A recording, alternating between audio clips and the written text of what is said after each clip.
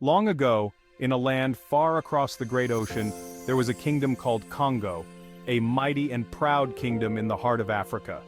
It stretched from the rivers to the mountains, and its people lived in peace under the wise rule of their king, Dom Pedro V.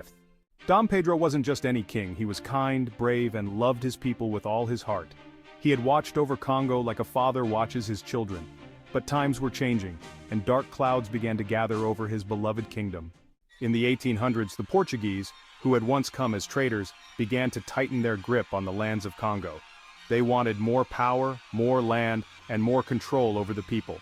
Dom Pedro had always tried to keep peace with them, hoping to protect his people from suffering. But the Portuguese no longer saw him as a friend. They saw him as an obstacle in their quest for complete control. Years passed and things got worse. The Portuguese brought guns, their armies growing stronger and more ruthless.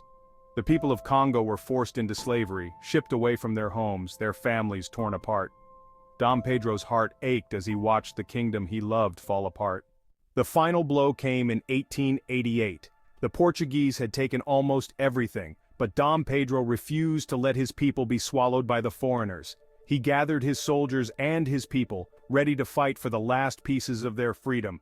The battle was fierce, but the Portuguese were too strong. The Kongo people, armed with spears and bravery, could not stand against guns and cannons. Dom Pedro fought until the end. He stood tall, even as his kingdom crumbled around him.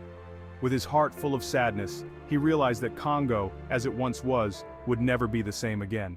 On a rainy day, with nothing left but the spirits of his ancestors to comfort him, Dom Pedro V, the last king of Kongo, surrendered. He had lost the battle, but had never lost the love of his people. Even in defeat, he remained their king, a symbol of resistance, hope, and unbreakable courage. As he walked into the hands of the Portuguese, the people of Kongo wept, knowing that a chapter of their history had closed.